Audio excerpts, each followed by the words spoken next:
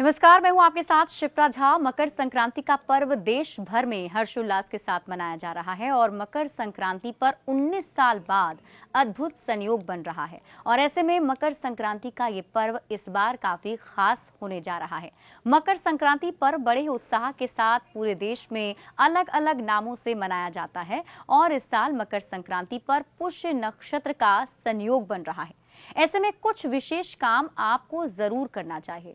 ऐसा करने से सूर्य शनिदेव प्रसन्न होते हैं और उनकी कृपा आप पर बनी रहती है। सनातन धर्म में मकर संक्रांति का विशेष महत्व है। जब सूर्य धनु राशि से निकलकर मकर राशि में प्रवेश करते हैं तब मकर संक्रांति मनाई जाती है और हर साल ये दिन 14 जनवरी को ही होता है। इस बार माघ कृष्ण चतुर्थी में पुनर्वसु और पुष्य नक्षत्र के युग्म संयोग में मकर संक्रांति का पर्व मनाया जाएगा और ऐसा माना जा रहा है कि 19 साल के बाद ये संयोग बन रहा है। सूर्यदेव 14 जनवरी 2025 को 8:54 पर अपने पुत्र शनि की स्वामित्व वाली मकर राशि में आ रहे हैं। शास्त्रों के अनुसार जब सूर्य धनु राशि की अपनी यात्रा को समाप्त करते हुए मकर राशि में प्रवेश करते हैं तब मकर संक्रांति का त्यौहार मनाया जाता है और इस दिन से ही सूर्य दक्षिणायन से उत्तरायण में आ जाते हैं। उत्तरायण को देवता का दिन भी कहा जाता है।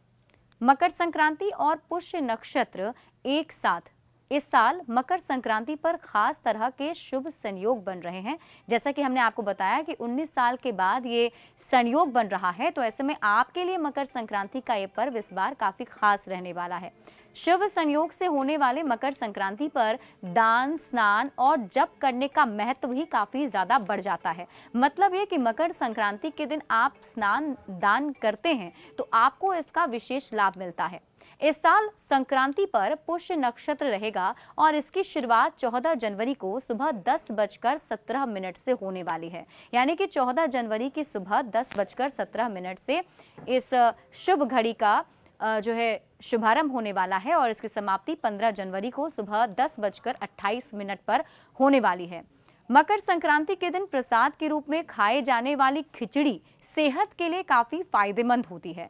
खिचड़ी से पाचन क्रिया सुचारू रूप से चलने लगती है और इसके अलावा अगर खिचड़ी मटर और अदरक मिलाकर बनाएं तो शरीर के लिए काफी फायदेमंद होता है। ये शरीर के अंदर रोग प्रतिरोधक क्षमता बढ़ाती है, साथ ही बैक्टीरिया से भी लड़ने में आपको मदद करती है। तो ध्यान रहे, मकर संक्रांति के दिन अगर आप खिचड़ी बना रहे हैं तो उसमें आप मटर का उपयोग जरूर कीजिए। मकर संक्रांति से वातावरण में भी काफी बदलाव आता है, पॉजिटिविटी आती है, जिससे कई सारी शरीर के अंदर की बीमारियां भी दूर हो जाती है। इस मौसम में तिल और गुड़ खाना काफी फायदेमंद होता है और यही वजह है कि हर जगह आप देख रहे होंगे तिलकुट का बाजार सज चुका है। यह शरीर को गर्म रखता है। वैज्ञानिकों का भी मानना है कि उत्तरायण में सूर्य के ताप शीत को कम करता है और इसीलिए तिल का महत्व काफी ज्यादा है। मकर संक्रांति के दिन सूर्यदेव की पूजा करना भी बहुत फलदायी माना जाता है। सूर्योदय के बाद खिचड़ी आदि बनाकर तिल के गुड़ वाले लड्डू प्रथम सूर्य नारायण को अर्पित करना चाहिए। मतलब सुबह स्नान करने के साथ ही आप सूर्य देवता की आराधना करें। बाद में दान आदि कर सकते हैं, गरीबों के बीच भी आप दान कर सकते हैं। माघ महात्म्य का पाठ भी कल्याणकारी आपके लिए है, इसलिए अगर आप ये पाठ करना चाहें तो वो भी कर सकते हैं। सूर्य उपासना कल्याणकारी होती है। इस दिन सूर्य को जल अवश्य अर्पित करना चाहिए। किसी गौशाला में हरी घास और गायों के देखभाल के लिए धन दान भी आप कर सकते हैं। जैसा कि आपको पता है अभी ठंड का समय है, तो जरूरतमंद लोगों को ऊनी वस्त्र या फिर कंबल का दान भी आप मकर संक्रांति के दिन कर सकते हैं।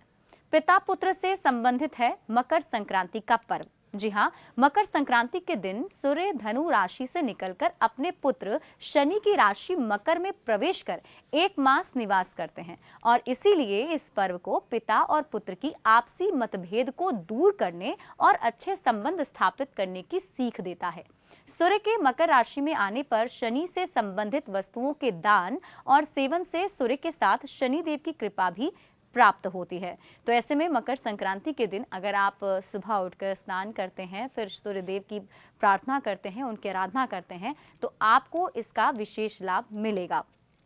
मकर संक्रांति को अलग अलग जगहों पर अलग अलग नामों से मनाया जाता है। जैसे कि कुछ जगहों पर इसे संक्रांति कहते हैं, कहीं पोंगल कहा जाता है, कहीं माघी उत्तरायण कहा जाता है, उत्तरायणी और खिचड़ी जैसे नाम से भी मकर संक्रांति जाना जाता है। इस दिन खिचड़ी खाने और दान करने दोनों का विशेष महत्व होता है। और इसके साथ ही आपको बताते हैं पुण्यकाल और महापुण्यकाल क्या हैं। इस दिन आत्मा के कारक सूर्य देव धनु राशि से निकलकर मकर राशि के गोचर करेंगे। 14 जनवरी को मकर संक्रांति मनाई जाएगी और इस दिन पुण्यकाल सुबह 9:03 से लेकर शाम 5:46 तक रहेगा। इस अवधि में स्नान, ध्यान, पूजा, जप, तप और दान कर सकते हैं। वहीं महापुण्यकाल सुबह 9:03 से लेकर 10:48 तक है। इस दौरान पूजा और दान करने से सूर्यदेव की विशेष कृपा आप पर बनी रहती है। 14 जनवरी को संक्रांति का शुभ समय 9:03 पर है। तो ऐसे में अगर आप मकर संक्रांति मना रहे हैं तो आपको खास ध्यान रखना है कि 9:03 के बाद ही आप इससे जुड़ा शुभ काम करते हैं तो आपको इसका विशेष लाभ मिल जाता है।